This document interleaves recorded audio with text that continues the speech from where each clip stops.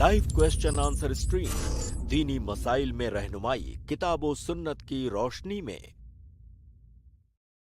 अस्सलामु अलैकुम वरहमतुल्लाहि वबरकातुहू। अल्हम्दुलिल्लाहि रब्बिल आलमीन वस्सलातु वस्सलामु अला रसूलिहिल करीम वमन तबिअहुम बिइहसान इला यौमिद्दीन, अम्मा बाद। मैं आप तमाम भाइयों और बहनों का इस्तकबाल करता हूँ हमारे इस programme live question and answers में। जैसे कि आप जानते हैं अल्हम्दुलिल्लाह ये क्वेश्चन एंड आंसर्स का लाइव प्रोग्राम होता है जिसमें आप लोगों के सवालात लिए जाते हैं और शेख मोहतरम डॉक्टर नसीम हफिज़हुल्लाह आपके सवालात के जवाबात देते हैं। मैं आप तमाम भाइयों और बहनों का इस्तकबाल करता हूं और आप लोगों को दावत देता हूं कि आप आएँ, अपने सवालात लेकर के आएँ।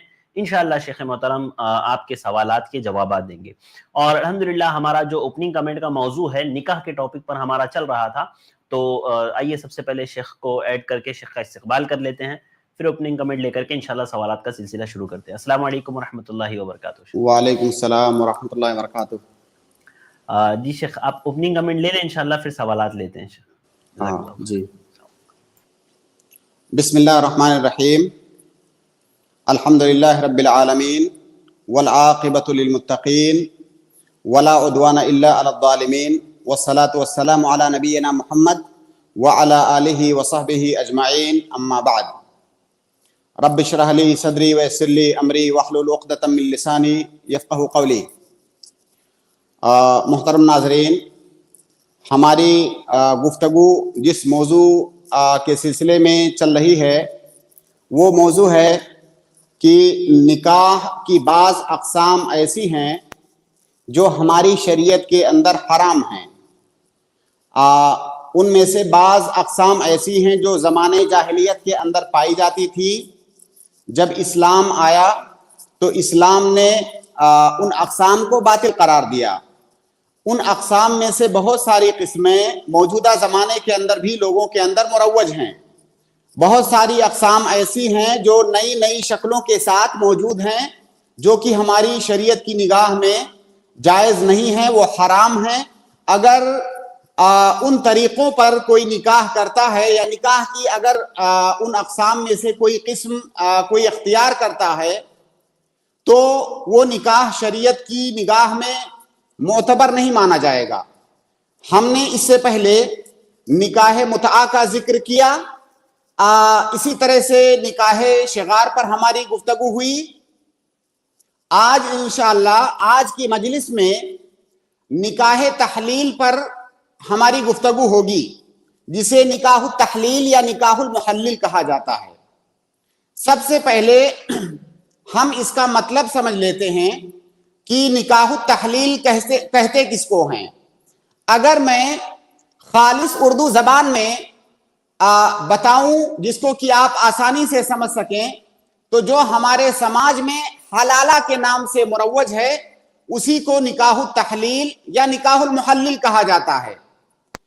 हमारी शरीयत में तलाक के मसाइल जब आप पढ़ेंगे कुरान और सुन्नत की रोशनी में, तो तलाक के मसाइल में से एक अहम मसला ये है कि किसी शौहर को अपनी बीवी को तलाक देने के लिए उसके पास 3 ऑप्शन होते हैं। 3 बार वो अपनी बीवी को तलाक दे सकता है। पहली बार तलाक दे के रुजू कर सकता है, फिर अगर दोबारा तलाक दिया तो दोबारा भी रुजू कर सकता है वो, और अगर तीसरी बार उसने तलाक दे दिया अपनी बीवी को तो ऐसी सूरत में उसके लिए रुजू का रास्ता बंद हो जाता है। ना सिर्फ ये कि रुजू का रास्ता बंद हो जाता है इद्दत के अंदर, बल्कि इद्दत गुजरने के बाद अपनी उस पहली बीवी से वो दोबारा निकाह भी नहीं कर सकता। जबकि पहली और दूसरी तलाक में उसके पास ये ऑप्शन होता है कि अगर इद्दत गुजर गई है तो इद्दत गुजरने के बाद निकाह जदीद के जरिया से अपनी पहली बीवी को अपनी ज़ौजियत में दोबारा वो ले सकता है। लेकिन तीसरी तलाक के बाद अब वो औरत उसके लिए हराम हो गई, उससे वो निकाह नहीं कर सकता है। लेकिन एक सूरत में उसके लिए उस औरत से निकाह करना जायज होगा। वो सूरत ये है कि वो जिस बीवी को उसने तीसरी तलाक दिया है, तीसरी तलाक देने के बाद जाहिर है वो औरत कहीं और जाकर के शादी करेगी। अगर कहीं और जाकर के शादी करती है किसी दूसरे मर्द से, इत्तेफाक से वहां पर भी अगर उसकी तलाक हो जाती है या उसके शौहर की वफात हो जाती है, इत्तेफाकिया प्लानिंग के साथ नहीं, इत्तेफाकिया उसने शादी किया, इत्तेफाकिया उसकी जुदाई हो गई दूसरे शौहर से भी। ऐसी सूरत में अब वो पहले शौहर के लिए वो हलाल हो जाएगी, पहला शौहर उसे निकाह कर सकता है। तो जिस पर तीसरी तलाक हो गई है उससे निकाह करने की ये सूरत है, जैसा कि कुरान करीम के अंदर बहुत वाज़ेह अंदाज में अल्लाह रब्बुल आलमीन ने इसे बयान फरमाया है। अल्लाह ताला ने तीसरी तलाक का जिक्र करते हुए बयान फरमाया कि फ़इन तल्लक़हा, दो तलाकों का जिक्र पहले आ चुका है इस आयत से पहले, ये तीसरी तलाक का जिक्र है कि फ़इन तल्लक़हा, अगर तीसरी बार तलाक दे दिया, फला तहिल्लु लहू मिन बाद हत्ता तनकिहा ज़ौजन गैरहू, तो अब इसके बाद वो औरत उसके लिए हलाल नहीं होगी। कब तक नहीं हलाल होगी? जब तक वो औरत किसी और शौहर से जाकर के निकाह ना कर ले और फिर वहां उसकी जुदाई ना हो जाए। अब इसकी रोशनी में हलाला का मतलब समझते हैं। हलाला का मतलब यह है कि वो औरत जिसको तीसरी तलाक हो गई है, जो अपने पहले शौहर के लिए हराम हो चुकी है, अब उसके दिल में पहले शौहर से शादी की रगबत हो रही है, या जो शौहर है उसको रगबत हो रही है कि मैं अपनी उस बीवी से दोबारा शादी कर लूं, निकाह कर लूं।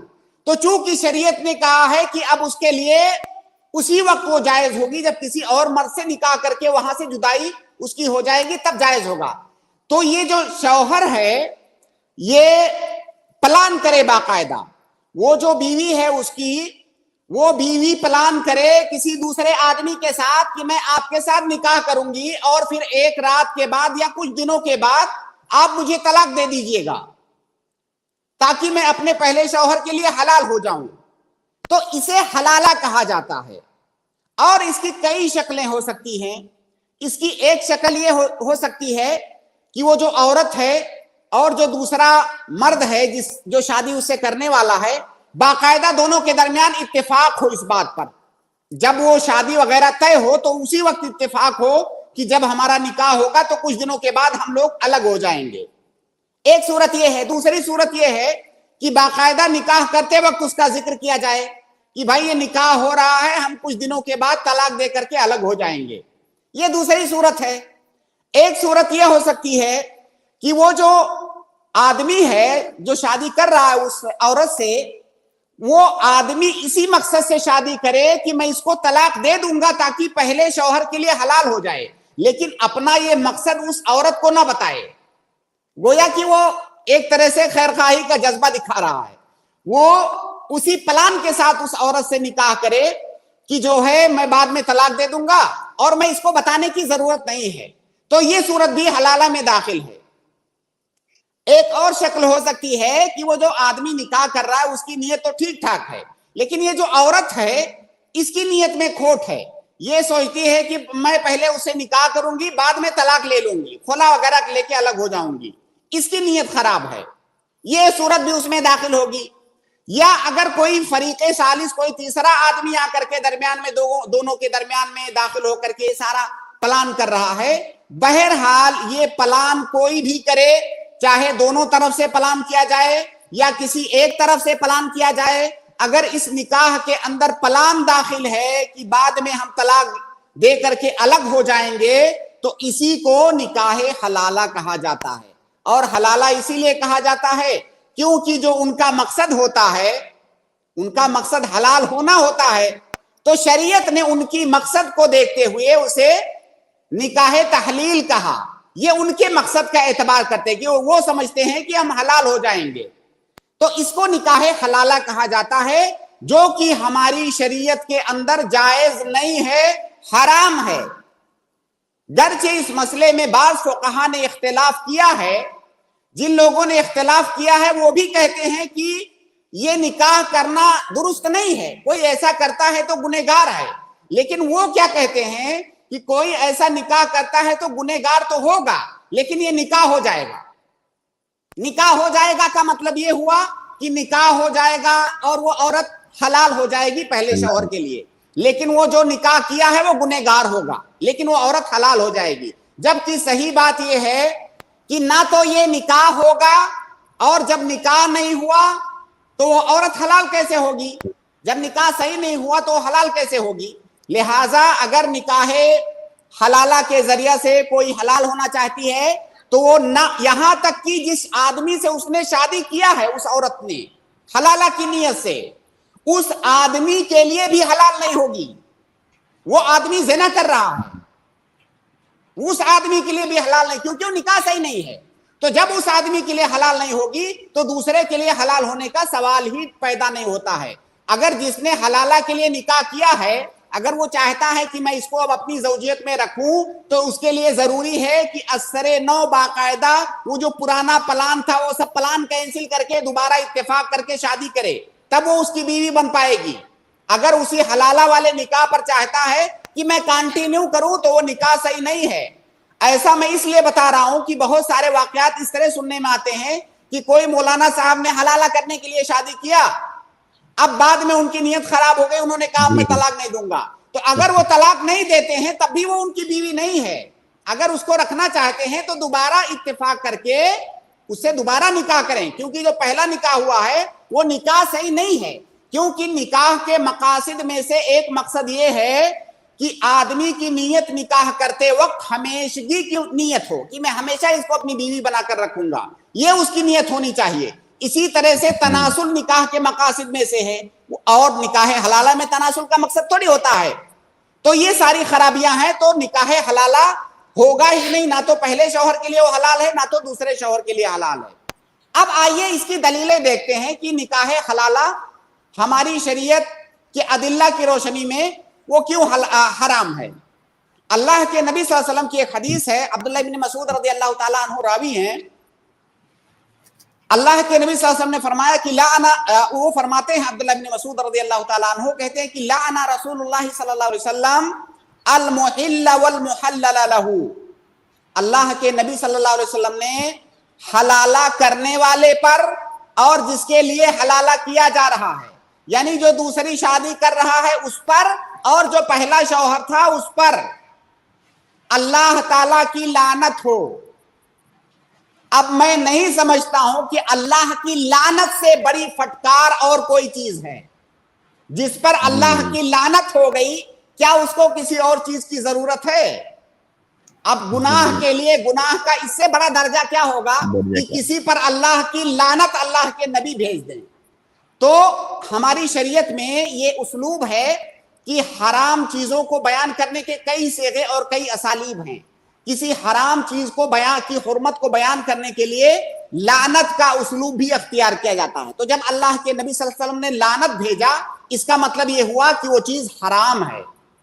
اسی طرح سے ایک اور حدیث ہے، عقبہ بن عامر رضی اللہ تعالیٰ عنہ راوی ہیں، وہ کہتے ہیں کہ قال رسول اللہ صلی اللہ علیہ وسلم الا اخبرکم بالتیس المستعار، کیا میں تمہیں تیس مستعار کے بارے میں نہ بتاؤں، کیا اس کی خبر نہ دوں؟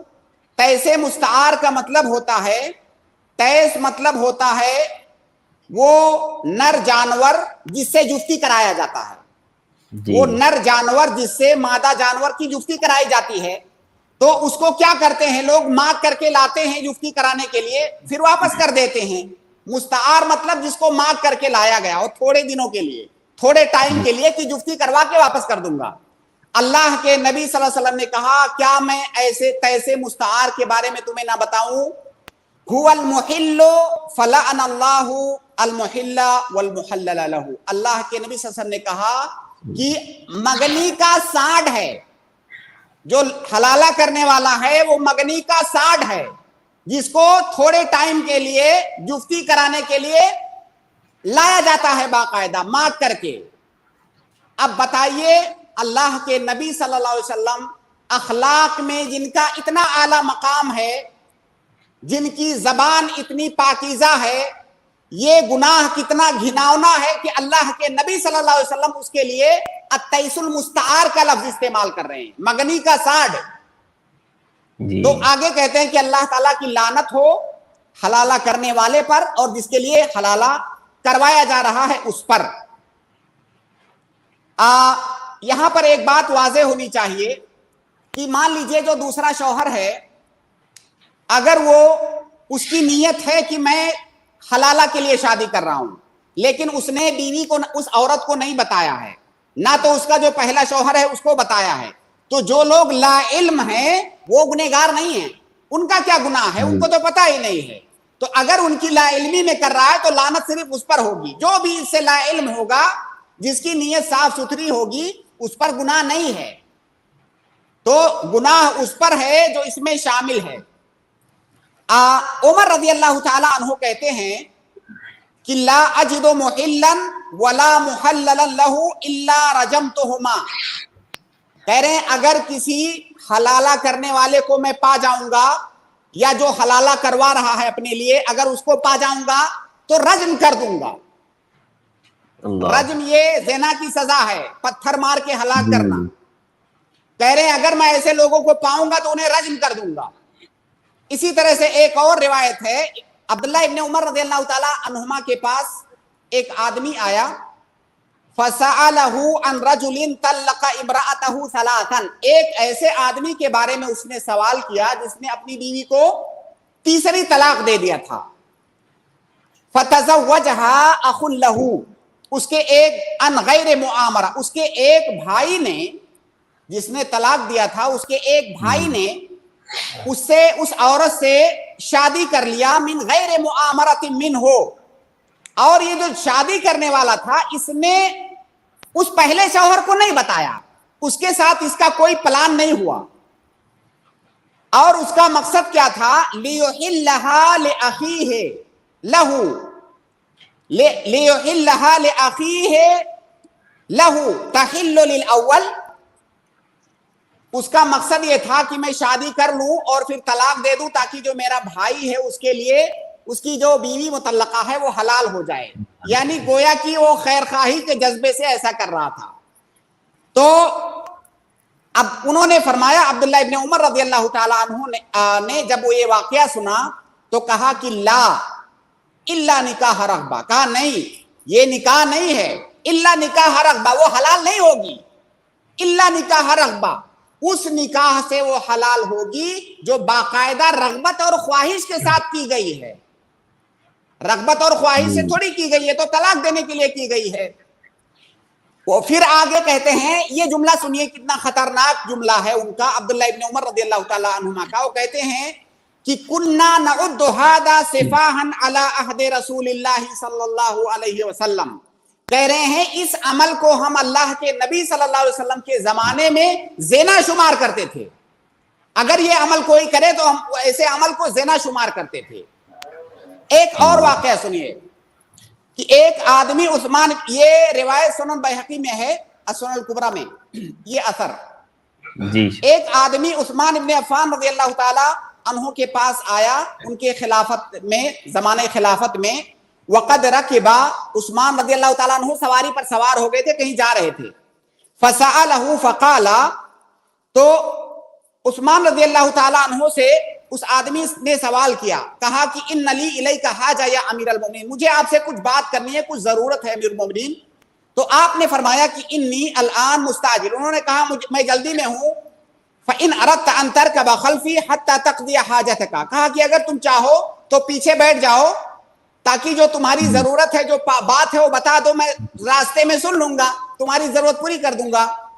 فركب خلفه, وہ پیچھے سوار ہو گیا. فقال ان جارا لی طلق امرأته, میرے ایک پڑوسی نے اپنی بیوی کو طلاق دے دیا. فی غضبہ, غصے کی حالت میں طلاق دے دیا.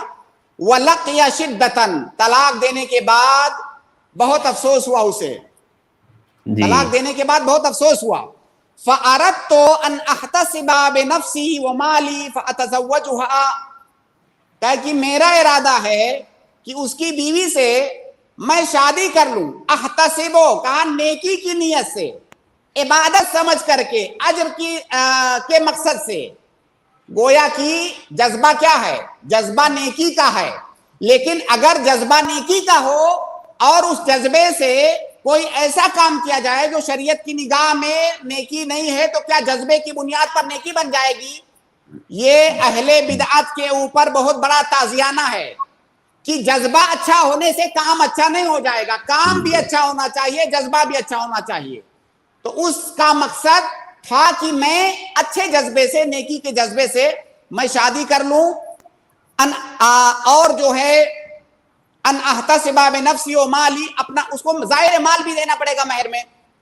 فَأَتَزَوَّجُهَا ثُمَّ أَبْتَنِي بِهَا، پھر اس کے ساتھ رات گزاروں، ثُمَّ أُطَلِّقُهَا، پھر اس کے بعد طلاق دے دوں، فَتَرْجِعُ إِلَىٰ زَوْجِهَا الْأَوَّلِ، تاکہ وہ اپنے پہلے شوہر کے پاس لوٹ جائے، اس سے شادی کر لے۔ فَقَالَ لَهُ عثمان، تو عثمان رضی اللہ تعالیٰ عنہ نے پوری حکایت سننے کے بعد کیا فرمایا؟ لَا تَنْكِحْهَا إِلَّا نِكَاحَ رَغْبَةٍ، کہا اس سے نکاح مت کرو، شادی مت کرو، فقط اسی صورت میں تمہارے لیے شادی کرنا جائز ہے جب باقاعدہ نکاح کی رغبت سے تم شادی کرو گے، طلاق دینے کے لیے، حلال کرنے کے لیے نہیں۔ تو یہ چند دلیلیں ہیں اللہ کے نبی صلی اللہ علیہ وسلم کی احادیث سے، صحابہ کے آثار سے۔ اس کی روشنی میں کیا کوئی گنجائش بچتی ہے کہ کوئی ہیلا بہانہ استعمال کیا جائے صرف اس لیے کہ کسی مذہب میں کسی امام سے یا بعض ائمہ سے اجتہادی غلطی ہوئی ہے، ان کی غلطی کی تبریر کے لیے، ان کی غلطی کی جسٹیفائی کرنے کے لیے، حالانکہ ائمہ سے اگر مجتہدین سے غلطی ہوتی ہے تو انشاءاللہ اس پر بھی انہیں اجر ملے گا۔ وہ ائمہ اگر ان کو یہ دلیلیں ملتی تو وہ ہرگز یہ غلطی نہ کرتے، یا بسا اوقات دلیل ملتی ہے، آدمی اجتہاد کرنے میں غلطی کرتا ہے، استنباط کرنے میں، لیکن اس کا مطلب یہ نہیں ہے کہ ائمہ اور علماء کی غلطیوں کو جسٹیفائی کیا جائے، اس سے ان کے احترام میں کوئی فرق نہیں پڑتا ہے۔ انہی ائمہ کا مذہب تھا کہ اگر ہماری کوئی بات کتاب و سنت کے خلاف جائے تو اسے مت لو۔ یہ وہ ائمہ اتنے جلیل القدر ائمہ تھے، کبھی اس بات کو انگیز نہیں کریں گے کہ ہماری تقلید، ہماری اتباع کرنے کے لیے کوئی اللہ کے نبی صلی اللہ علیہ وسلم کی حدیث کو چھوڑ دے۔ تو اتنی واضح دلیلوں کے بعد اگر کوئی حلالہ کرتا ہے تو کتنا بڑا گناہ کا ارتکاب کرتا ہے۔ اور حلالہ کے جو نقصانات ہیں ان پر گفتگو کرنے کے لیے الگ سے ایپیسوڈ چاہیے۔ ابھی جو حالات ہیں آپ تصور کیجئے، یہ انسانی فطرت کے خلاف ہے، یہ غیرت کے خلاف ہے۔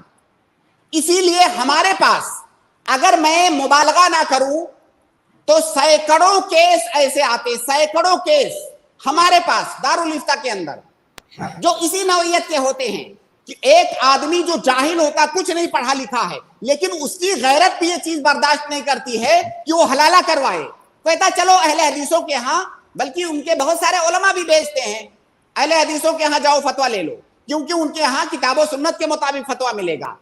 تو الحمدللہ یہ اللہ کا احسان ہے، یہ کسی پر احسان جتلانے والی بات نہیں ہے، اللہ کی توفیق اور فضل کے سوا اور کچھ بھی نہیں ہے کہ اہل حدیث علماء کی کاوشوں، ان کی محنتوں کی وجہ سے ہزاروں ہزار، بلکہ اگر میں کہوں لاکھوں لاکھ گھر ٹوٹنے سے بچ جاتے ہیں، تو یہ مبالغہ نہیں ہوگا۔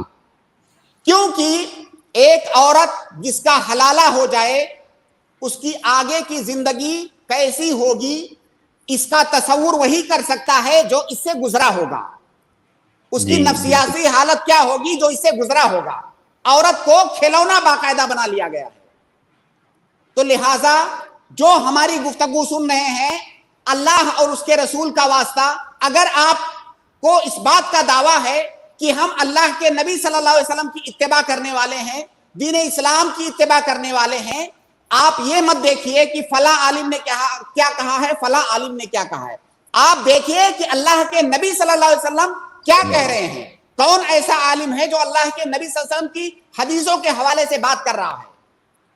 تو جو چیز فطرت کے خلاف ہے، جو چیز ہمارے دین کے خلاف ہے، اس کے اندر آپ نہ پڑیں، آپ اس کے اندر نہ پڑیں، بہت بڑا گناہ کا کام ہے۔ اللہ رب العالمین ہم تمام لوگوں کو اس کی توفیق عطا فرمائے اور دین کی صحیح سمجھ عطا فرمائے۔ جزاک اللہ خیر شیخ، بہت اہم موضوع تھا، اللہ آپ کو جزائے خیر دے۔ اور آج دیکھیے اس کے معاملے میں آپ دیکھیں جگہ جگہ سینٹرز بھی بنے ہوئے ہیں، لوگ طوائف کے پاس جاتے ہیں تو اس کو پیسے دیتے ہیں۔ یہ لوگ اتنے بڑے وہ ایسے لوگ ہیں شیخ کہ اس بدکاری پر بھی پیسہ لیتے ہیں، سامنے والے کی عزت بھی لوٹ لیتے ہیں اور اس سے پیسہ بھی لے لیتے ہیں۔ بھائی میں نے جیسا کہ عرض کیا شیخ ارشد، میں نے جیسا کہ عرض کیا کہ چاہے کوئی پڑھا لکھا آدمی ہو یا جاہل ہو، اگر اس کے اندر جو انسانی ایک غیرت باقی ہے، وہ غیرت ہوتی ہے، وہ بھی اس کو برداشت نہیں کرتا ہے۔ جو لوگ یہ کہتے ہیں حلالہ کی بات، ان کے عوام سے آپ پوچھئے نا، آپ ان کے عوام سے پوچھئے، وہ اس کو قبول نہیں کرتے ہیں۔ لیکن وہ کیا ہے، وہ تقلید کا مسئلہ ایسا ہے کہ وہ تقلید کی چادر ان کی آنکھوں پر ایسی پڑی ہوتی ہے کہ اور کوئی چیز دکھائی نہیں دیتی ہے، بلکہ ان کے علماء کا جب مسئلہ، ان کی بیٹیوں کا، ان کی بچیوں کا مسئلہ جب آتا ہے تو وہ اہل حدیث علماء کی طرف رجوع کرتے ہیں، اہل حدیث دارالفتہ کی طرف رجوع کرتے ہیں. اپنی بیٹیوں کا حلالہ نہیں کروائیں گے، لیکن غریب کی جو بچی ہے اس کے لیے حلالہ کا فتویٰ دیں گے. جی اللہ ہدایت دے. جزاک اللہ خیر شیخ. سوالات کا سلسلہ ہم لوگ شروع کرتے ہیں. دیکھیے بھائیوں اور بہنوں، الحمدللہ یہ جو ابتدائی کمنٹ ہوتا ہے نا شیخ کا، جو باتیں ہوتی ہے بہت اہم ہوتی ہے، اور اسی ابتدائی کمنٹس میں ہی نا شیخ کے کئی آپ کے سوالات کے جوابات ہوتے ہیں. تو ضرور اس کو غور سے سنا کریں آپ، تاکہ آپ دوسروں کی رہنمائی کر سکیں، کیونکہ کئی سوالات جو آپ کے ذہنوں میں اٹھ رہے ہوتے ہیں نا، اس کے جوابات الحمدللہ شیخ ابتدائی کمنٹ ہی میں آپ لوگوں کو دے دیتے ہیں. تو ہم لوگ سوالات کا، شیخ اگر آپ کی اجازت ہو تو سوالات کا سلسلہ شروع کرتے ہیں. کچھ بھائی بہن ہمارے ساتھ اسٹریم میں جڑے ہیں. میں سب سے پہلے یونس ابن رحمت اللہ بھائی کو جوائن کرتا ہوں. السلام علیکم ورحمۃ اللہ وبرکاتہ یونس بھائی. وعلیکم السلام ورحمۃ اللہ وبرکاتہ شیخ. امید ہے آپ خیر و عافیت سے ہوں گے. الحمدللہ. جی شیخ، میرا سوال ایک میرے ریلیٹیو کا ہے، اور الحمدللہ وہ ایک دنیاوی علم کا اسکول چلاتا ہے شیخ. وہ الحمدللہ اس میں شریعت کے کچھ رولز بھی امپلیمنٹ کیے ہیں کہ وہ کمبائنڈ کو ایجوکیشن اسکول نہیں چلاتے ہیں، اور ایسے دیگر ایسے شریعت رولز کا فالو کر کے وہ چلا رہے ہیں. لیکن کچھ دن پہلے کچھ اسٹوڈنٹس اور ٹیچرس کی نوکری کے لیے آئے تھے شیخ، اور وہ لوگ اپنے آپ کو ٹرانسجینڈرز بولے تھے. انہوں نے وہ پہلے مرد تھے اور بعد میں کچھ آپریشن کے ذریعے وہ ٹرانسجینڈر بن گئے. تو ایسے لوگ نوکری مانگنے کے لیے اور اپنے اسکول میں اسٹوڈنٹس کی طرح ایڈمیشن لینے کے لیے آ رہے ہیں شیخ. تو ان کو لینا جائز ہے یا پھر گنہگار ہوں گے شیخ اگر ایسے کوئی ایڈمٹ کرتا ہے؟ دیکھیے، اگر کسی نے اپنے آپ کو ٹرانسجینڈر کا جو طریقہ ہے، کوئی اپنے آپ کو اس سے گزار کر کے اپنی جو جنس ہے اس کو تبدیل کروا چکا ہے، تو ہم کہیں گے کہ اس نے بہت بڑے گناہ کا کام کیا ہے. اب اگر اس کو سمجھ میں بات آ گئی ہے تو سب سے پہلے اللہ رب العالمین سے توبہ کرے. اس نے کبیرہ گناہ کا ارتکاب کیا ہے، اس نے اللہ تعالیٰ کی خلقت میں چھیڑ چھاڑ کیا ہے، اس نے کبیرہ گناہ کا ارتکاب کیا ہے. وہ توبہ کرے، اللہ رب العالمین معاف کرنے والا ہے. توبہ کرنے والوں کو اللہ رب العالمین بہت پسند فرماتا ہے. تو سب سے پہلے وہ توبہ کرے خلوص دل کے ساتھ. اب توبہ کرنے کے بعد مسئلہ یہ آتا ہے، ظاہر ہے وہ مسلمان ہے، وہ ایک انسان ہے، وہ ایک مسلمان ہے. ایسا نہیں ہے کہ ٹرانسجینڈر کروانے سے کوئی دائرہ اسلام سے خارج ہو گیا ہے. اس نے گناہ کیا ہے، اسے توبہ کرنا چاہیے، اس نے غلط کام کیا ہے، لیکن وہ دائرہ اسلام کے اندر ہے. اس کے ساتھ ہمیں مسلمانوں جیسا ہی سلوک کرنا ہے. لیکن کیا اس کے ساتھ عورتوں جیسا سلوک کریں گے یا اس کے ساتھ مردوں کے جو احکام ہیں وہ لاگو ہوں گے؟ مان لیجئے کسی مرد نے ٹرانسجینڈر کے سسٹم سے کوئی عورت بن گیا آپریشن کروا کے، تو کیا اب اس کے اوپر عورتوں والے احکام لاگو ہوں گے، یا یہ کہ پہلے وہ مرد پیدا ہوا تھا تو مردوں والے احکام لاگو ہوں گے؟ تو صحیح بات یہ ہے کہ اللہ تعالیٰ نے اس کو جو پیدا کیا تھا وہی وہ مرے گا. اللہ نے اگر اس کو مرد پیدا کیا تھا تو اس پر مردوں کے احکام لاگو ہوں گے. اب آپ اس کی روشنی میں آسانی سے فیصلہ کر سکتے ہیں کہ اس کے ساتھ اس کو کیسے ٹریٹ کرنا ہے، اس کے اوپر کون سے احکام لاگو کرنے ہیں. اور ان کا سوال تھا شیخ، ایڈمیشن اگر ان کا لے لیں اسکول میں تو کیا گنہگار ہوں گے؟ بھائی میں نے کہا وہ کیوں گنہگار ہوں گے؟ وہ مسلمان ہیں، گنہگار کیوں ہوں گے؟ نہیں شیخ، جو ریلیٹیو میرے ہیں وہ اسکول چلاتے ہیں شیخ. جو ٹرانسجینڈر بن کے آئے ہیں وہ تو غیر مسلمان ہیں. اچھا، غیر مسلمان ہیں. جی جی، وہ اپنا ظاہر ہے آپ ٹرانسجینڈر کا جو مسئلہ ہے وہ الگ مسئلہ ہے، اسلام اور کفر کا مسئلہ الگ مسئلہ ہے. تو ظاہر ہے اپنے ادارے کے اندر کیا کسی غیر مسلم کو نوکری دینا کیا ہماری شریعت میں حرام ہے؟ بالکل نہیں، بالکل نہیں. غیر مسلم کو بھی آپ اپنے اداروں میں اپنے جو بھی کمپنی کے ادارہ جو بھی کام ہے آپ کا وہاں نوکری دے سکتے ہیں آپ. بس یہ ہے کہ جو شرعی رولز ہیں، شرعی احکام ہیں، ان کو آپ کو فالو کرنا ہے. اب اگر کسی مرد کو آپ لے آئے بچیوں کو پڑھانے کے لیے، بچیاں بے حجاب اس کے سامنے پڑھ رہی ہیں، تو چاہے وہ غیر مسلم ہو یا مسلم ہو، ہماری شریعت اس سے منع کرتی ہے. پردے کے ساتھ رہنا ہے اجنبی مردوں کے سامنے، چاہے وہ مسلمان مرد ہوں या गैर मुस्लिम मर्द हो। जी यूनुस भाई, जी उम्मीद है जी जवाब मिल गया होगा आपको। जी बिल्कुल शेख, जज़ाकल्लाह खैरन शेख। जज़ाकल्लाहु अस्सलाम खैरन, वालेकुम। बारकल्लाहु फीकुम। बहुत बहुत शुक्रिया यूनुस भाई हमारे साथ जुड़ने का। आप तमाम भाइयों और बहनों से गुजारिश है कि जिन भाई बहनों को सवालात करने हैं, हमने अपनी लिंक आपको कमेंट में पेस्ट कर दी है और उसको पिन भी कर दिया है, तो आप इस लिंक के जरिए से हमारी डायरेक्ट स्ट्रीम में ज्वाइन हो सकते हैं और डायरेक्ट शेख मोहतरम से सवाल कर सकते हैं, ताकि आपके कोई डाउट्स हो तो वो आप क्लियर कर सके। और अगर आप कमेंट्स में भी सवालात करना चाहते हैं तो आप भेज दीजिए, इंशाल्लाह जब स्ट्रीम में कोई मौजूद नहीं होगा तो कमेंट से हम आपके सवालात ले लेंगे। स्ट्रीम में हमारे साथ एक सिस्टर है खतीजा खातून, मैं इनको ऐड कर रहा हूँ।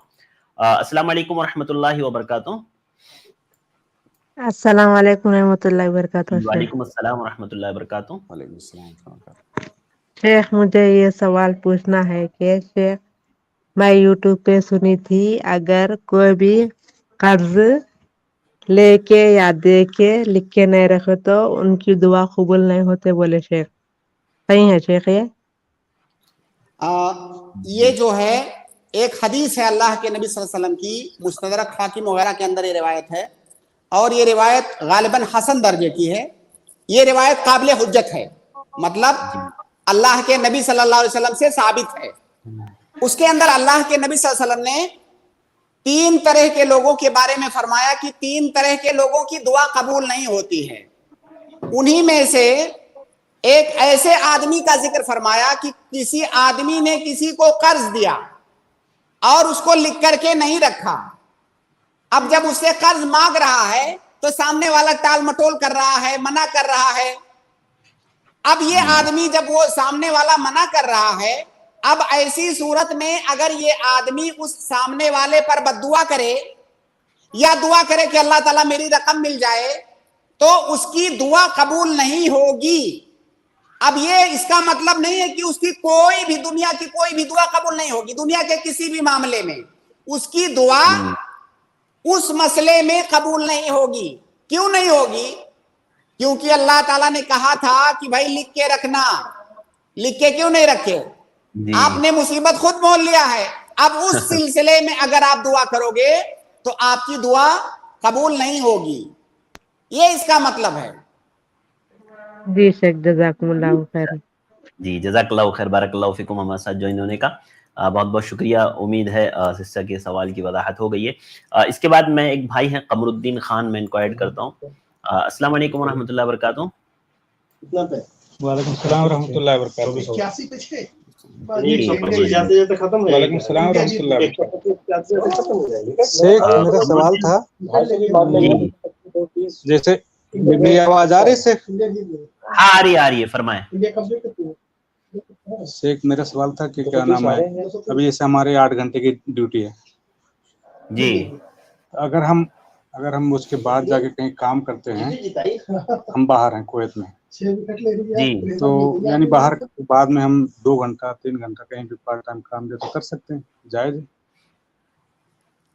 है? देखिए, आप भाई का सवाल है कि वो कुवैत में हैं, कहीं पर काम करते हैं, तो उनकी ड्यूटी 8 घंटा है। क्या 8 घंटा ड्यूटी करने के बाद कहीं और जाकर के वो काम करें तो क्या उनका अलग कहीं जाकर काम करना जायज होगा कि नहीं?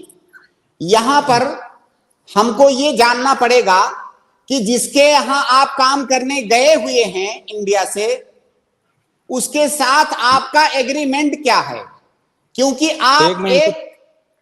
आप पूरी बात सुन लीजिए, आपकी इंशाल्लाह सवाल का हर तरह से जवाब आएगा। जब आप यहां से गए हैं तो आप एक अजीर हैं। अजीर मतलब जो उजरत पर जिसको ले जाया जाए, तो आप एक अजीर हैं। और अजीर 2 तरह के होते हैं जी। अजीर 2 तरह के होते हैं। एक होता है अजीर खास, एक होता है अजीर मुश्तरक। अजीर खास का मतलब होता है जैसे मैं अपने घर में किसी को काम करने के लिए रख लूं। अब जब मैंने उसको काम करने के लिए रखा हुआ है, वो किसी और का काम नहीं कर सकता। मैंने रखा हुआ है उसका, मेरा खास वो खादिम है, मेरा खास अजीर है, वो किसी और का काम नहीं कर सकता। जो अजीर मुश्तरक होता है, अजीर मुश्तरक जो होता है, वो जिसने उजरत पर रखा है उसका काम करने के बाद वो कहीं आजाद है, कहीं भी कर सकता है।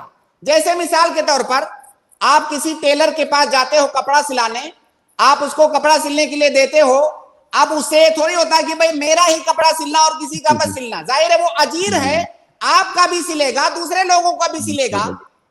بہت سارے دنیا میں ایسے کام ہیں, آپ انشاءاللہ اس کو سمجھ گئے ہوں گے. تو اگر وہاں پر آپ کا جو ایگریمنٹ ہے آپ کے کفیل کے ساتھ یہ ہوا ہے کہ آپ کہیں اور کام نہیں کر سکتے, تب آپ کے لیے کہیں اور کام کرنا جائز نہیں ہوگا, اور آپ اپنے کفیل سے پوچھ سکتے ہیں اس بات کو, اس کو کنفرم کرنے کے لیے. اور اگر آپ کی ڈیوٹی صرف یہ ہے کہ بھائی میرا کام ہے 8 گھنٹہ آپ کے ہاں کام کرنا, اس کے بعد میں آزاد ہوں, تو ایسی صورت میں آپ کر سکتے ہیں. تو اب یہ بات آپ ہی کنفرم کر سکتے ہیں اپنے کفیل کے ذریعہ کہ آپ کے اور اس کے درمیان کیا ایگریمنٹ ہے. جی قمر الدین بھائی. شیخ میں جیسے بھی دوسرے جیسے بھی میں کہیں دوسرے ایریا میں کام کرتا ہوں, رہائش ہمارا دوسری جگہ ہے, 8 گھنٹہ کام کر دی, یہاں سے ہمارا کام ختم ہو گیا. ایسا نہیں کہ وہیں نفس وہیں سیم جگہ پہ رہ رہا ہوں, جیسے ایک گھر ہے, گھر پہ کام کرتا ہوں وہیں ہوں, پھر میں باہر جا کے کام کروں. میں کام کرتا ہوں دوسرے ایریا میں, رہائش ہمارا دوسری جگہ ہے, اور پھر میں دوسری جگہ پہلے میں سیم BJ پہ نہیں آیا ہوں, میں پہلے دوسری جگہ تھا, ابھی یہاں پہ پھر دوبارہ دوسری جگہ سے یہاں پہ ٹرانسفر ہوا ہوں. جی آپ کا ایگریمنٹ کیا ہے؟ شیخ نے وہی بتایا کہ آپ کا کفیل کے ساتھ کیا ایگریمنٹ ہے. میرا یہی 8 گھنٹے کی ڈیوٹی ہے, ہماری اتنی سیلری ہے بس. اس کے بعد میں آپ آزاد ہیں, آزاد ہیں. اس کے بعد میں کیا کروں؟ اگر اس کے بعد آپ آزاد ہیں تو پھر یہ سوال بنتا ہی نہیں ہے. اگر آپ کو پہلے سے پتا ہے کہ اس کے بعد میں آزاد ہوں, تو بھائی میں آزاد ہوں, میں کہیں بھی کام کروں, جائز کام جو بھی ہے میں کہیں بھی کروں. لیکن ایک چیز اور یہاں دھیان رہے, مجھے نہیں معلوم ہے کہ آپ جہاں پہ ہیں وہاں کیا سسٹم ہے, لیکن گلف کے کئی کنٹریز میں یہ سسٹم ہے کہ آپ جس ویزے پر آئے ہیں, جس کفیل کے پاس آئے ہیں, جس کمپنی میں آئے ہیں, آپ صرف وہی کام کر سکتے ہیں. اگر کہیں اور کام کرتے ہوئے آپ پکڑے گئے تو یہ نظاماً یہ خلاف نظام ہے. اگر ایسی کوئی بات نہیں ہے, یہ ساری چیزیں دیکھیے آپ ہی کنفرم کر پائیں گے, ہم یہاں سے آپ کو صرف یہ جنرل بات بتا پائیں گے. تو اگر وہاں جہاں آپ ہیں وہاں کا یہ نظام ہے کہ جہاں جس کمپنی میں یا جس کفیل کے پاس آپ کام کرتے ہیں اور کہیں کام نہیں کر سکتے اس اقامہ سے, تو آپ کو نہیں کرنا ہے. اور اگر ایسی کوئی پابندی نہیں ہے نظاماً تو آپ کر سکتے ہیں. جزاک اللہ خیر.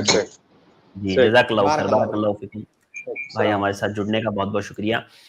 اس کے بعد میں ایک بھائی ہیں توصیف ذکی, میں ان کو ایڈ کر رہا ہوں. السلام علیکم ورحمۃ اللہ وبرکاتہ. توصیف میں نے آپ کو ایڈ کیا ہے, آپ کا کوئی سوال ہو تو آپ انمیوٹ کر کے پوچھ سکتے ہیں. توصیف ذکی, پورنیہ بہار. جی ٹھیک ہے, جزاک اللہ خیر. شیخ کمنٹ سے کچھ سوالات لے لیتے ہیں. ایک شہزاد عالم بھائی ہیں, انہوں نے پوچھا ہے شیخ السلام علیکم. شیخ ایک کوشچن ہے کہ اگر کوئی لڑکا کسی کو مذاق میں بول دے کہ نکاح قبول ہے اور سامنے والا قبول ہے بول دے, تو کیا شادی ہو جاتی ہے؟ دیکھیے, اگر کوئی آدمی جو کہ کسی بچی کا, کسی لڑکی کا ولی ہے, جیسے کوئی باپ, آپ کہہ لیں کوئی باپ, ظاہر ہے کوئی بھی آدمی کسی بھی لڑکی کا نکاح تھوڑی کر سکتا ہے. کوئی لڑکی ہے اس کا جو ولی ہے وہی کر سکتا ہے اس کا نکاح. تو کسی لڑکی کا ولی کسی آدمی سے کہے کہ میں اپنی بیٹی آپ کے نکاح میں دے رہا ہوں, سامنے والا بولے قبول ہے, سامنے والے نے بولا قبول ہے, اب وہ بعد میں کہہ رہا نہیں میں تو مذاق کر رہا تھا. نہیں, اللہ کے نبی صلی اللہ علیہ وسلم کی حدیث ہے کہ ثلاث جدہن جد وہزلہن جد. 3 چیزیں ایسی ہیں کہ جس میں آپ سنجیدگی سے بولیں مذاق سے بولیں, وہ سنجیدگی پر ہی محمول کیا جائے گا. انہیں النکاح والطلاق, اور ایک روایت میں ہے العتاق, ایک روایت میں ہے الرجعہ, کہ نکاح اگر کوئی مذاق میں کرتا ہے تو نکاح ہو جائے گی. یہ نکاح شادی بیاہ یہ اللہ تعالیٰ کی آیات میں سے ہے, مذاق کرنے کے لیے نہیں ہے. اگر کوئی مذاق کرتا ہے تو ہو جائے گا, بشرطے کہ وہ جو لڑکی جس کا نکاح کیا گیا ہے اس لڑکی کی رضامندی بھی ضروری ہوگی بعد میں. جی جی جزاک اللہ خیر شیخ، امید ہے شہزاد بھائی کو اس کا جواب مل گیا ہوگا۔ اس کے بعد ایک سوال شیخ سہیل خان کا ہے، انہوں نے پوچھا ہے کہ شیخ میرا سوال یہ ہے کہ میرے گھر والے شادی سنت کے خلاف کرنا چاہتے ہیں، لیکن میں سنت کے مطابق کرنا چاہتا ہوں اور میرے گھر والے مان نہیں رہے ہیں، تو اس کا حل کیا کروں، اس میں کیا کروں میں؟ اب دیکھیے سوال بھائی کا سوال جو ہے اتنا جنرل ہے، جنرل میں اس لیے کہہ رہا ہوں کہ ہو سکتا ہے، کیا نام ہے ان کا، ساحل بھائی، ساحل صاحب ہو سکتا ہے کسی ایسی چیز کو سنت کے خلاف سمجھ رہے ہوں جو حقیقت میں سنت کے خلاف نہ ہو۔ تو پہلے ہم کو یہ جاننا پڑے گا کہ بھائی وہ کون سی چیز ہے جس میں آپ کے گھر والے سنت کی مخالفت کر رہے ہیں۔ اگر وہ مخالفت کر رہے ہیں تو غلط کر رہے ہیں، اگر وہ سنت کے خلاف شادی کرنا چاہتے ہیں تو غلط کر رہے ہیں، آپ ان کو سمجھائیے اور ان کا ساتھ مت دیجئے، لیکن یہ جاننا بھی ساتھ میں ضروری ہے کہ وہ کون سا کام ہے جس کو آپ سنت کے خلاف سمجھ رہے ہیں۔ کہیں ایسا تو نہیں ہے کہ آپ اپنی اس سمجھ میں کسی غلط فہمی کا شکار ہو رہے ہیں، اس لیے آپ کے آس پاس جو علماء ہیں آپ ان سے بات کر کے پوچھ لیجئے کہ ایسا مسئلہ ہے، کیا یہ شرعاً درست ہے یا نہیں درست ہے، پھر اس کے بعد آپ ڈیسیژن پاس کیجئے کہ یہ سنت کے خلاف ہے یا سنت کے مطابق ہے۔ جی واضح، جزاک اللہ خیر شیخ، امید ہے سہیل بھائی کو ساحل بھائی کو جواب مل گیا ہوگا۔ بھائی تمام بھائیوں اور بہنوں سے میری گزارش ہے کہ ہم نے لنک کمنٹ میں پیسٹ کر دیا ہے، آپ کو جو بھی سوال کرنا ہو آپ ڈائریکٹ ہماری اسٹریم میں جڑ کر کے سوال کر سکتے ہیں یا کمنٹس میں بھی آپ اپنے سوالات بھیج سکتے ہیں۔ ہمارے ساتھ اسٹریم میں فہیم خان ہیں، میں ان کو ایڈ کر رہا ہوں۔ السلام علیکم ورحمۃ اللہ وبرکاتہ۔ وعلیکم السلام ورحمۃ اللہ وبرکاتہ۔ جی فہیم بھائی، میری آواز آ رہی ہے؟ ہاں آ رہی ہے۔ آپ تھوڑا سا اپنا یوٹیوب شاید چالو ہے، آپ وہ بند کر دیں۔ یوٹیوب؟ جی فرمائے فہیم اس میں بھائی۔ دوبارہ اس میں جانا پڑے گا مجھے کو؟ کوئی بات نہیں، فرمائیے سوال سنیں۔ شیخ سے میرا یہ سوال تھا کہ ہمارے آس پاس کچھ لوگ ہیں جو مسلم ہیں، جو مورتی پر پالش کا کام ہوتا ہے، کہ یہ پالش کرنا جائز ہے؟ اور ایک دو سوال اور ہے، پوچھ لیجئے۔ ایک دو سوال جو اور ہے۔ پہلا یہ سوال لے لیے پہلے، میں یہاں سے میوٹ کر دیتا ہوں۔ جی سر فرمائیں۔ بھائی نے سوال کیا کہ ہمارے ہاں کچھ ہیں، ہمارے آس پاس کچھ لوگ جو مسلم ہیں اور وہ پالش وغیرہ کا کام کرتے ہیں، تو کیا مورتی پر پالش کرنا جائز ہے؟ ظاہر ہے مورتی پوجا یہ شرک ہے، اور ہمارا جو دین ہے دین اسلام، اس کی جو اسٹارٹنگ ہے، اسٹارٹنگ اسی بات سے ہوتی ہے، بنیاد ہی اسی بات پر ہے۔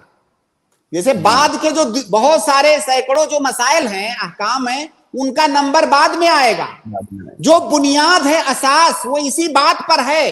جو دوسرے ادیان ہیں، اختلاف کس بات پہ ہے بھائی؟ اختلاف اسی بات پہ تو ہے کہ اللہ کی صرف عبادت کی جائے گی یا اللہ کے ساتھ کسی کو شریک کرنا بھی درست ہوگا۔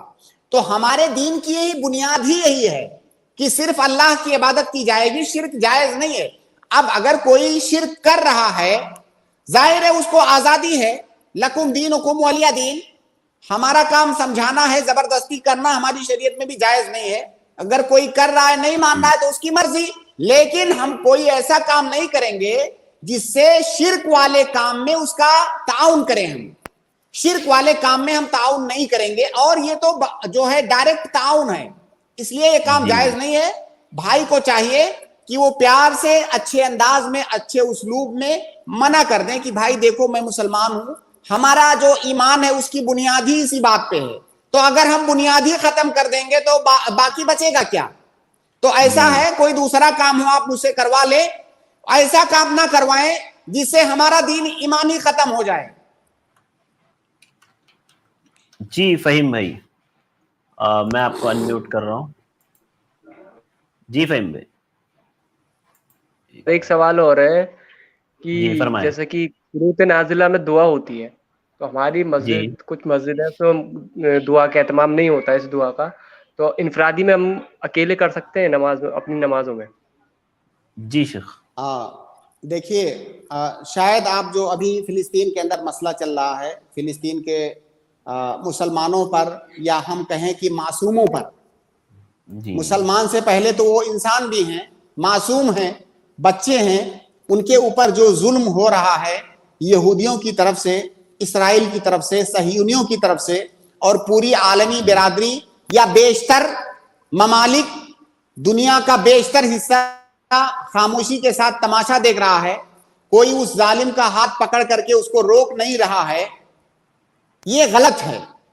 हमारे वो जो भाई हैं, इंसानी भाई भी, इस्लामी भाई भी, हमें कम से कम हम उनके लिए जो कर सकते हैं हमें दुआ करना चाहिए। और दुआ का एक शेख का नेटवर्क प्रॉब्लम हो गया लगता, तो मैं तमाम भाइयों से जब तक गुजारिश करूंगा कि आप लोग ज़रूर इस लिंक को शेयर करें। आप अपने सवालात जो आपको करने हैं आप भेज सकते हैं, या आप लिंक के ज़रिए से ऐड भी हो सकते हैं इंशाल्लाह हमारी स्ट्रीम में, ताकि शेख आपके सवालात लें और फिर उसके जवाब दें। हमारे फ़हीम भाई का जवाब चल रहा है, नेटवर्क प्रॉब्लम की वजह से शेख स्ट्रीम से बाहर हो गए हैं। जब तक शेख जुड़ते हैं आप तमाम लोगों से मैं गुजारिश करूंगा कि आप इस लिंक को ज़्यादा से ज़्यादा शेयर करें। देखिए हमारे पास 4 दिन होते हैं लगातार, तो इंशाल्लाह जैसे जैसे मुमकिन होगा हम आपके जवाब देंगे। शेख मोहतरम जुड़ गए हमारे साथ। जी शेख।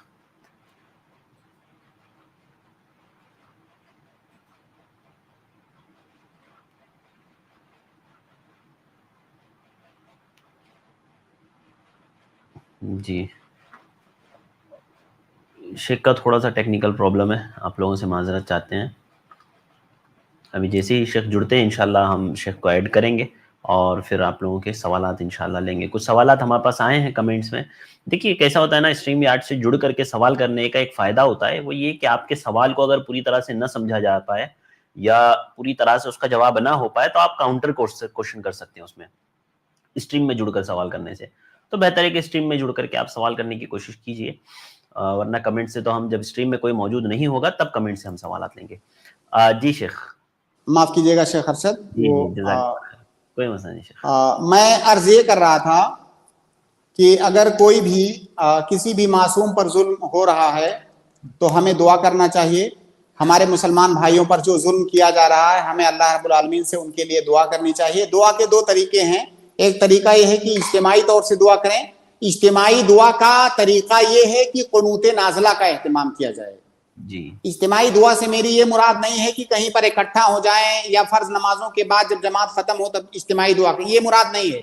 इज्तिमाई दुआ वो इज्तिमाई दुआ जो अल्लाह के नबी सल्लल्लाहु अलैहि वसल्लम ने इस तरह से मुसीबत के औकात में किया था, वो कुनूत नाज़िला है। जब आप फर्ज नमाज जमात के साथ पढ़ रहे हैं तो इमाम जो आखिरी रकात हो रुकू से उठने के बाद दुआ करे और जो पीछे हैं वो उस पर आमीन बोले, इसको कुनूत नाज़िला कहते हैं।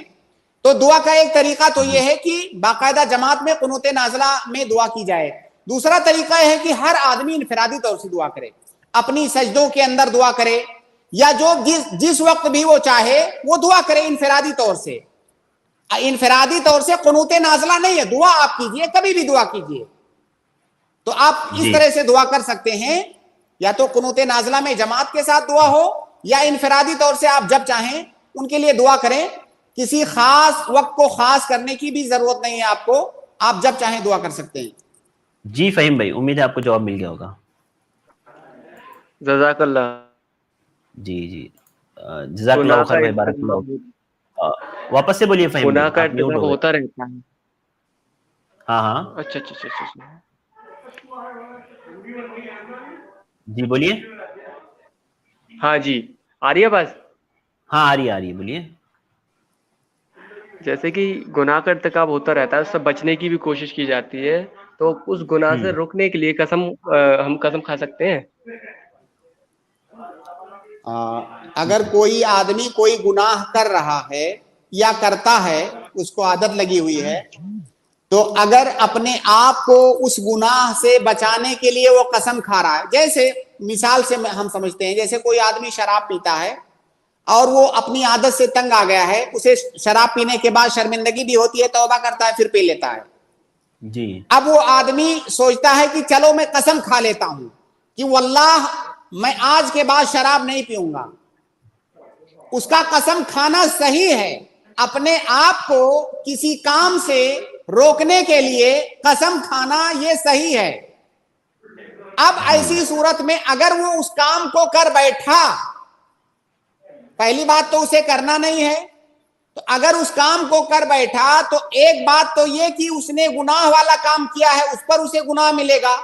دوسری بات یہ کہ اس نے قسم کو توڑا ہے، اب قسم توڑنے کا بھی گناہ اسے ملے گا. تو اپنے اس گناہ سے توبہ کرے اور جو قسم توڑا ہے اس کا کفارہ دے. یعنی دو کام کرنا ہے، اس گناہ کے کرنے پر توبہ کرنا ہے اسے، اور جو قسم ٹوٹی ہے اس پر اسے قسم کا کفارہ دینا ہے. جزاک اللہ خیر. فہیم بھائی امید ہے آپ کو جواب مل گیا ہوگا کمپلیٹ.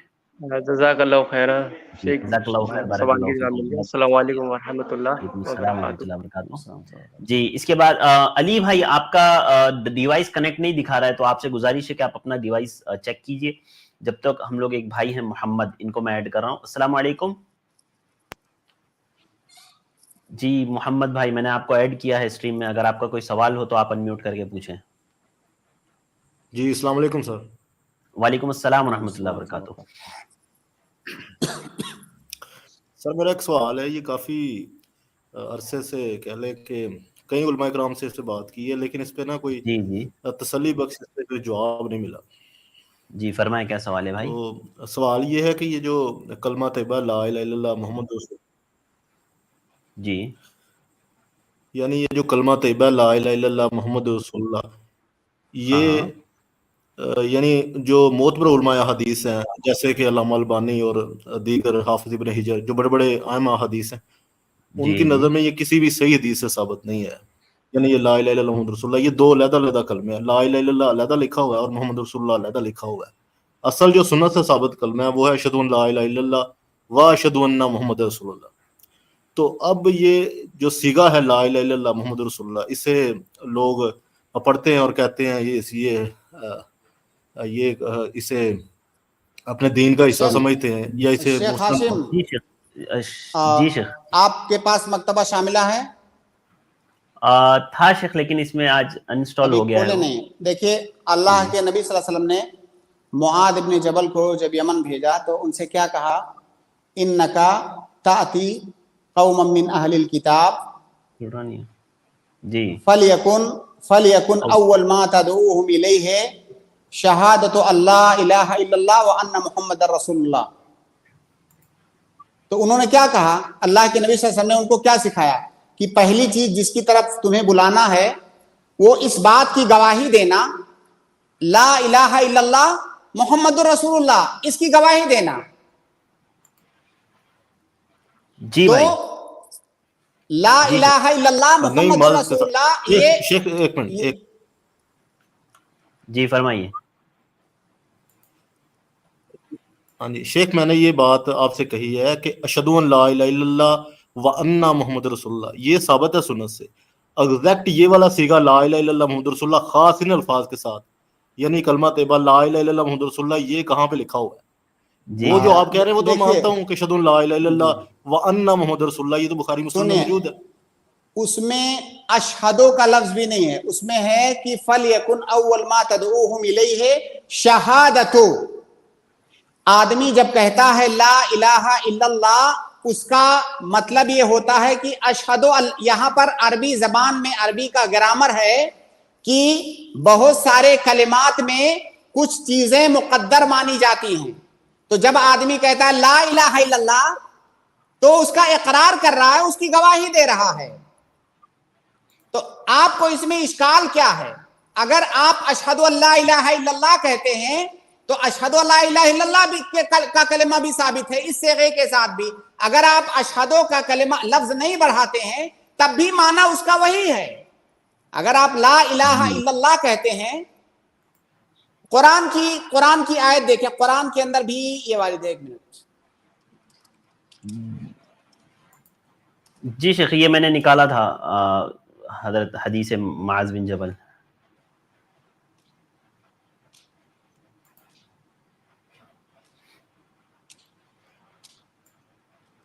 دیکھیے قرآن کے اندر اتنی جگہوں پر ہے لا الہ الا ہو، لا الہ الا ہو. تو یہ جو ہو ہے، ہو کی ضمیر ہے، اس سے کون مراد ہے؟ اللہ مراد ہے. अच्छा आप मान लीजिए अगर कोई आदमी उर्दू जबान में कहता है कि मैं गवाही देता हूं कि अल्लाह के अलावा कोई माबूद नहीं है, मोहम्मद सल्लल्लाहु अलैहि वसल्लम अल्लाह के रसूल हैं, तो क्या उसका ऐसा कहना, उसका ये कलिमा पढ़ना कलिमा नहीं कहलाएगा? इसे हम सुन्नत नहीं कहलाएगा जी। इसे हम सुन्नत नहीं कह सकते, इसे हम सुन्नत नहीं कह सकते, वो कह रहे हैं शेख। भाई ला इलाहा इल्लल्लाह हदीस और कुरान से ही लिया गया है। ला इलाहा इल्लल्लाह का मतलब भी वही है कि अशहदु अल्ला इलाहा इल्लल्लाह, वो मुकद्दर है वहां पे।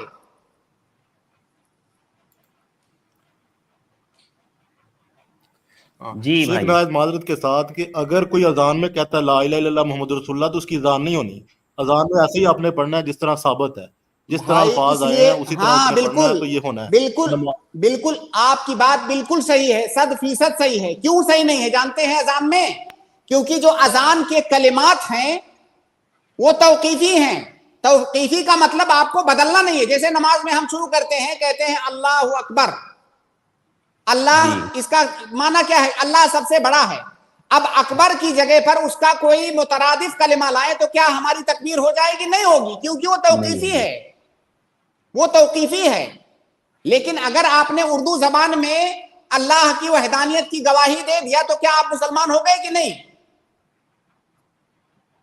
वहां पे हो गए। तो ये जो ला इलाहा इल्लल्लाह जगह जगह पर बात की एक शक्ल।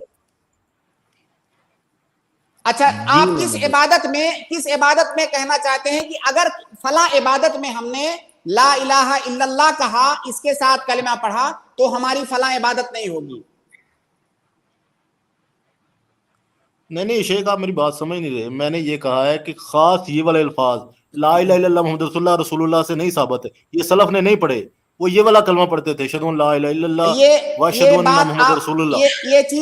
ये चीज आपने अभी शुरू में जिक्र किया था कि मैंने बाज उलमा से सुना। किससे आपने सुना इसको?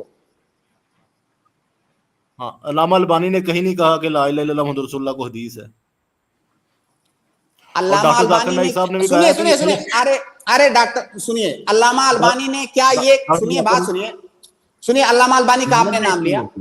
अल्लामा अलबानी ने क्या ऐसा कहा है कि ला इलाहा इल्लल्लाह ऐसा कहना सही नहीं है? क्या ऐसा कहा है उन्होंने? नहीं, मैंने ये बात नहीं की। उन्होंने कहा है कि ला इलाहा इल्लल्लाह मुहम्मद रसूलुल्लाह ये कोई हदीस नहीं है। ला इलाहा इल्लल्लाह हदीस है, लेकिन ये मुकम्मल सीगा जो है ला इलाहा इल्लल्लाह मुहम्मद रसूलुल्लाह, ये इकट्ठा किसी हदीस में नहीं आया, ना ही कहीं कुरान में। सुनिए, अगर ये हकीकत में, उसका हमें पहली बात तो इस्तिक़रा करना पड़ेगा। इस तरह की जितनी भी रिवायतें हैं जमा करके उसको देखना पड़ेगा। अगर थोड़ी देर के लिए कि ये जो दोनों ये जो अल्फाज हैं, जो सेगा है बेअइन ही इसी सेगे के साथ किसी हदीस में नहीं आया है, तब भी इसका ये मतलब नहीं है कि कोई ला इलाहा इल्लल्लाह मुहम्मदुर रसूलुल्लाह नहीं कह सकता है। कोई इस तरह भी कह सकता है, कोई अशहदु अल्ला इलाहा इल्लल्लाह भी कह सकता है। क्या सलफ में से किसी ने कहा है कि इस सेगे के साथ हम जो है कलमे तौहीद को नहीं पढ़ सकते? जाहिर है अगर कहीं नहीं वारिद है तो हम ये नहीं दावा करेंगे कि ये लफ्ज या ये सेगा अल्लाह के नबी से साबित है। नऊज़ बिल्लाह, अगर नहीं साबित है तो हम नहीं कह सकते, ये नहीं कहेंगे कि नबी से साबित है, लेकिन इसका ये मतलब नहीं कि वो कलिमा सही नहीं होगा। हाँ, ये अलबत्ता आपकी बात सही। पहली बात तो इसकी तहकीक करनी होगी। जाहिर है तमाम रिवायतें हमारे सामने नहीं है इस वक्त, तमाम रिवायतों को सामने रख के तहकीक करनी होगी कि क्या मुकम्मल ये सेगा किसी एक ही जगह साबित है या नहीं। कई दफा ऐसा होता है कि कई अहादीस को, कई रिवायतों के अल्फाज को इकट्ठा करके कोई एक मसला निकाला जाता है। जरूरी नहीं है कि वो सारे अल्फाज एक ही जगह पर हों। तो अदमे जवाज की क्या किसी आलिम ने बात की है? आपके इल्म में कोई ऐसा आलिम दुनिया के अंदर है जिसने कहा हो कि ऐसा कहना जायज नहीं है? जी भाई, मोहम्मद भाई देखें शेख देखें, ये मैंने सवाल जो शेख कुफायतुल्लाह से पूछा और शेख रज़ाउल्लाह उनसे भी बात हुई, तो उन्होंने जो हवाला दिया, उन्होंने कहा कि ये बहकी की एक रवायत उन्होंने पेश की कि उसमें, हालांकि वो रवायत शाज़ है। ऐसी कई बातों में अज़ान भी 4 मतलब पढ़ना साबित है, ऐसी कई बातों में रफ़ा ना करना भी साबित है, लेकिन इनसे असूल नहीं बनता। असूल के मुताबिक जो है, जो मुतवातिर अमल रहा है, जो کثرت سے جو آیا وہ یہی ہے اشہد ان لا الہ الا اللہ و اشہد ان محمد رسول اللہ. تو یہ اصول نہیں, اگر مان بھی لیں کسی ایک حدیث سے ثابت ہے, اس سے اصول کہاں بنتا ہے؟ پھر ایک حدیث سے تو اذان بھی چار مرتبہ پڑھنا ثابت ہے, تو کیا آپ کہیں گے اذان کو بھی چار مرتبہ پڑھنا شروع کرتے ہیں؟ محمد بھائی دیکھیے, یہ جو باتیں آپ ذکر کر رہے ہیں اس کا آخر میں کوئی ثمرہ شرعی احکام کی روشنی میں کوئی ثمرہ, کوئی رزلٹ, کوئی نتیجہ نہیں ہے. دیکھیے 2 لائن میں, اگر یہ ان الفاظ کے ساتھ کلمہ توحید ان الفاظ کے ساتھ ثابت نہیں ہے اور ہم ان الفاظ کے ساتھ پڑھ کر کے یہ دعویٰ کرتے ہیں کہ بعینہ یہی لفظ اللہ کے نبی سے ثابت ہے, تب یہ بات غلط ہوگی. تب ہم اللہ کے نبی سے ثبوت کا دعویٰ نہیں کر سکتے اگر نہیں ثابت ہے تو. لیکن دوسری بات, اس کا یہ مطلب نہیں ہوگا کہ اللہ رب العالمین کی وحدانیت کی گواہی آپ اس صیغے سے نہیں دے سکتے, یہ مطلب ہرگز نہیں ہوگا اس کا. ہم یہ دعویٰ نہیں کریں گے کہ اللہ, جیسے ہم بھائی یہ 2 لائن اگر آپ پکڑ لیں گے, آپ کے سوال کا جواب اسی میں ہے. ہم اگر حدیث میں وہ جو لفظ ثابت نہیں ہے, ہم دعویٰ نہیں کر سکتے کہ اللہ کے نبی صلی اللہ علیہ وسلم نے اکٹھا یہی الفاظ بولے ہیں. یہ دعویٰ کوئی کرے گا تو غلط ہوگا اگر حدیث میں نہیں ثابت ہے تو. لیکن دوسری بات, اس کا یہ مطلب نہیں ہوگا کہ اللہ کی وحدانیت کی گواہی ان الفاظ سے نہیں دے سکتے. اچھا شیخ, اچھا ایسے کر لیتے ہیں, یہ کیا کوئی ذکر بغیر سنت کے, کوئی ذکر بغیر سنت کے قبول ہو جائے گا؟ کوئی کلمہ یا ذکر کوئی بھی ہے وہ سنت کے بغیر ہم پڑھیں گے وہ قبول ہو جائے گا؟ اس میں تفصیل ہے, اصل میں کنفیوژن آپ کو یہیں پہ ہے. اب میں سمجھا آپ کی بات. سنیے, جیسے میں جو ہے ابھی میں یہاں بیٹھا ہوں, میں اپنی زبان میں اردو میں کہوں کہ اللہ رب العالمین تو خالق ہے, تو مالک ہے, تو رازق ہے, تو غفور الرحیم ہے. آپ بتائیے کیا یہ جو میں الفاظ بول رہا ہوں کیا یہ الفاظ اللہ کے نبی صلی اللہ علیہ وسلم سے ثابت ہیں؟ نہیں ثابت ہیں. لیکن کیا میں ایسا بول سکتا ہوں کہ نہیں؟ میں بول سکتا ہوں. دیکھیے ذکر کی 2 قسمیں ہیں. ایک ذکر وہ جو مقید ہے اور ایک ذکر وہ جو مطلق ہے. مقید کا مطلب جیسے نماز میں جو اذکار ہیں, جو دعائیں ہیں, وہ مقید ہیں, وہ توقیفی ہیں, ان کے علاوہ کچھ اور نہیں بول سکتے. جیسے صبح شام کے اذکار ہیں جو اللہ کے نبی صلی اللہ علیہ وسلم نے جو الفاظ بتا دیے آپ وہی پڑھ سکتے ہیں, دوسرا نہیں پڑھ سکتے. لیکن جو مطلق ذکر کرنا ہے, اللہ کی بڑائی, بزرگی, کبریائی, تعریف و توصیف, آپ جن الفاظ میں چاہے بیان کر سکتے ہیں, وہ بھی ذکر ہے, لیکن وہ کسی لفظ کے ساتھ مقید نہیں ہے. تو اس تفریق کو آپ سمجھیے. اگر کوئی ایسا ذکر جو مقید ہے, اگر اس کو اپنے الفاظ میں آپ پڑھ رہے تو ہم کہیں گے آپ کا ذکر صحیح نہیں ہے. جیسے نماز میں اللہ اکبر کے بجائے کوئی کہے اللہ آدم, مانا تو اس کا بھی صحیح ہے لیکن نماز نہیں ہوگی اس کی, کیونکہ وہ مقید ہے, وہ توقیفی ہے. لیکن اگر نماز کے باہر کوئی کہہ رہا ہے اللہ آدم, تو کیا اس کی بات غلط ہوگی؟ کیا اللہ کی تعریف کرنا نہیں ہوگا؟ وہ بھی تعریف ہے. تو اصل آپ کا اشکال یہیں پر ہے. اس بات کو سمجھیے, جہاں پر اللہ کے نبی صلی اللہ علیہ وسلم نے کسی ذکر کو کسی لفظ کے ساتھ خاص کیا ہے, ہم جب اسی لفظ کے ساتھ بولیں گے تو وہ ذکر ہوگا. لیکن جہاں پہ خاص نہیں ہے, آپ صیغے کے پابند نہیں ہوتے ہیں وہاں پہ. بس یہ ہے کہ جب آپ اپنی طرف سے کوئی صیغہ اگر استعمال کرتے ہیں تو آپ کو یہ دعویٰ نہیں کرنا ہوگا کہ یہ نبی کا صیغہ ہے.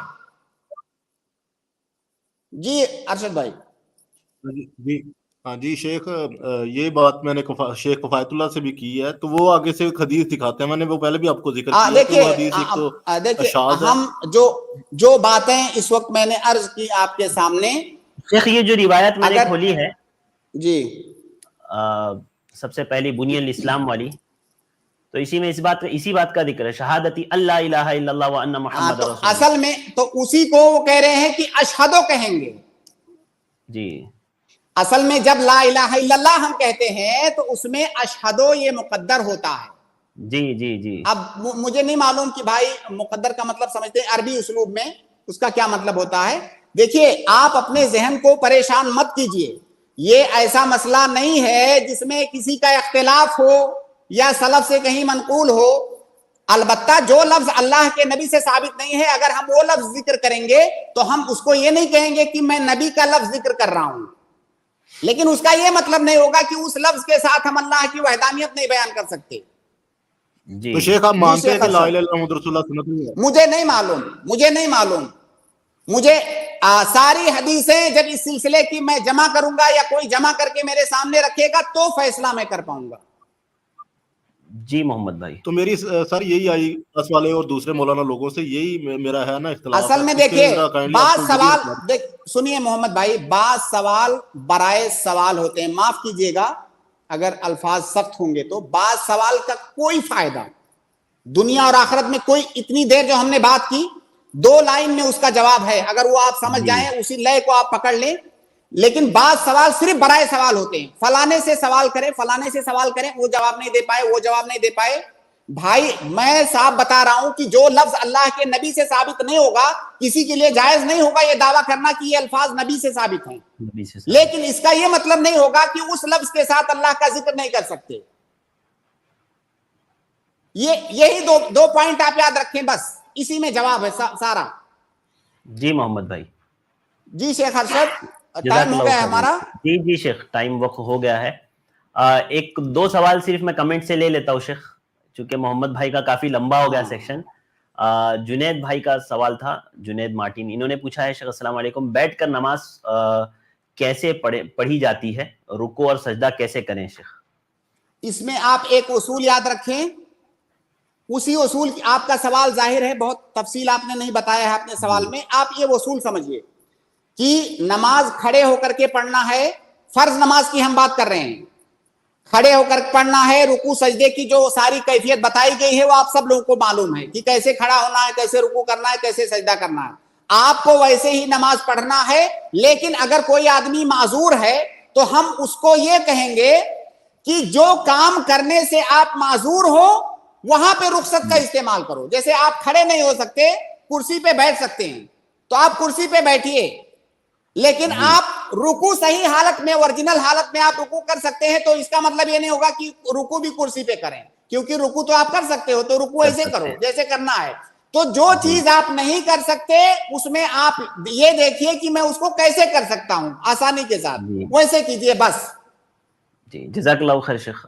ایک سوال نعمان بھائی کا ہے شیخ، انہوں نے پوچھا السلام علیکم شیخ، جو تہجد کی دعا ہے کیا وہ دعا ہر رکعت کی پہلی رکعت میں پڑھنا ہے ہر نماز کی، یا پھر صرف پہلی میں پڑھ لے تو کافی؟ دیکھیے تہجد کے اللہ کے نبی صلی اللہ علیہ وسلم کے بارے میں ہے کہ جب آپ قیام اللیل کے اندر قیام اللیل کی نماز پڑھتے تھے تو آپ یہ دعا پڑھتے، جیسے ہم اپنی نمازوں میں دعائے استفتاح جو ہے نا، دعائے ثنا جس کو بولتے ہیں، دعائے ثنا پڑھتے ہیں، تو اللہ کے نبی صلی اللہ علیہ وسلم دعائے ثنا کی جگہ پر وہ دعائے استفتاح، وہ لمبی روایت ہے، اس کو پڑھتے تھے۔ تو اس کا مطلب جہاں پہ دعائے استفتاح پڑھتے ہیں یا دعائے ثنا جس کو ہم کہتے ہیں وہیں پر اس دعا کو پڑھیں گے بس۔ جی حدیث میں کہ نبی صلی اللہ علیہ وسلم اپنی نماز کی ابتدا اس سے کرتے تھے، تو آپ ابتدا میں پڑھیں گے یعنی دعائے ثنا کی جگہ پر۔ جی جزاک اللہ خیر شیخ۔ ایک سوال یہ ہے شیخ کہ گھر کی اصلاح کیسے کریں، نماز نہ پڑھنے والے کو کافر بولو تو بولتے ہیں کہ نماز شروع کر دی تو ہمیں کافر کہنے لگے، ایسے لوگوں کا کیا کرنا چاہیے؟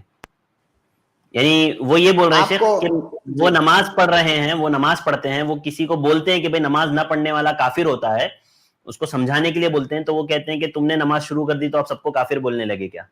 دیکھیے 2 باتیں کہوں گا میں یہاں پہ، یہ مسئلہ بہت بار اس پروگرام میں ڈسکس ہو چکا ہے، تارک صلاۃ کا مسئلہ۔ 2 باتیں کہوں گا ایک عام آدمی، ایک عام مسلمان کے لیے، کہ پہلی بات تو اگر گھر میں آپ کے لوگ نماز نہیں پڑھتے ہیں تو ان کو نصیحت کیجئے، جو بھی اصلاح کا طریقہ آپ کو مناسب لگے، ظاہر ہے ہر گھر کے لیے الگ الگ طریقہ ہوتا ہے، ہم کوئی سٹیک ایک طریقہ آپ کو نہیں بتا سکتے کہ جا کر کے اسی طریقے پر عمل کرنا، ہر آدمی کے لیے الگ الگ طریقہ مناسب ہوتا ہے، تو جو طریقہ آپ کو مناسب لگے اس طریقے سے اصلاح کیجئے، مگر کیجئے۔ دوسری بات یہ ہے کہ یہ جو تکفیر کا مسئلہ ہے آپ اس میں مت پڑھیے، یہ علماء کا کام ہے، تکفیر کے مسئلے میں آپ مت پڑھیے، آپ کا جو کام ہے اصلاح کرنا، اس کی کوشش کیجئے، اور اس کوشش پر آپ کو اجر ملے گا، اور آپ سے یہی کوشش مطلوب بھی ہے، اس سے آگے آپ سے مطلوب نہیں ہے۔ جی جزاک اللہ خیر۔ آخری سوال شیخ لے لیتا ہوں صرف میں، ایک سسٹر ہے اسما کا، انہوں نے پوچھا ہے شیخ 4 رکعت والی نماز میں تیسری اور چوتھی رکعتوں میں سورہ فاتحہ کے بعد کوئی اور سورت پڑھنا چاہیے یا نہیں؟ اللہ کے نبی صلی اللہ علیہ وسلم عام حالات میں، جو اکثر حالات ہیں ان میں اللہ کے نبی صلی اللہ علیہ وسلم نہیں پڑھتے تھے، لیکن بعض دفعہ پڑھنا بھی ثابت ہے، اس لیے اگر کبھی کبھار کوئی پڑھ لے تو کوئی حرج کی بات نہیں ہے، بلکہ کبھی کبھار پڑھنا علماء نے سنت بھی بتایا ہے، لیکن ہمیشہ کی جو عادت تھی استمرار کانٹینیو اللہ کے نبی صلی اللہ علیہ وسلم ایسا نہیں کرتے تھے، لیکن کبھی کبھار ثابت ہے بعض روایتوں میں۔ جی جزاک اللہ خیر شیخ۔ میں اپنے ان بھائیوں سے معذرت چاہوں گا جو ہمارے ساتھ اسٹریم میں ایڈ ہے لیکن ہم ان کو نہیں لے پائے۔ آپ کل آئیے انشاءاللہ، ہم اور 3 دن آپ کے روبرو ہوں گے اور آپ کے سوالات لیں گے۔ ابراہیم بھائی، اسی طرح علی مومن بھائی، آپ تمام سے گزارش کہ آپ کل ضرور آئیں۔ جزاک اللہ خیر شیخ، آپ نے وقت دیا، بہت بہت شکریہ، مزید زیادہ وقت آپ نے دیا 10 منٹ، اللہ تعالیٰ اس کی بہتر جزا آپ کو دے۔ انشاءاللہ کل ملاقات ہوگی شیخ، بارک اللہ فیکم، السلام علیکم ورحمۃ اللہ وبرکاتہ۔ اس کے بعد میں اپنے تمام ناظرین کا شکر گزار ہوں کہ الحمدللہ آپ اتنی دیر تک ہمیں سنتے رہیں، اپنے سوالات آپ پوچھتے رہیں، آپ کو امید ہے آپ کے علم میں اضافہ ہوا ہوگا، بہت سی چیزوں کا آپ کو علم ہوا ہوگا۔ میں آپ سے گزارش کروں گا کہ آپ کل ضرور آئیں اور اپنے ساتھ اور 3 لوگوں کو لے کر کے آئیں۔ یہ جو لنک آپ کے پاس آتی ہے وہ آپ ضرور آگے بھی شیئر کریں اپنے دوسرے بھائی بہنوں کو، تاکہ وہ بھی آ کر کے جڑے اور وہ بھی اپنے سوالات کریں۔ ناظرین مجھے دیجیے اجازت، انشاءاللہ کل پھر ملاقات ہوگی۔ السلام علیکم ورحمۃ اللہ وبرکاتہ۔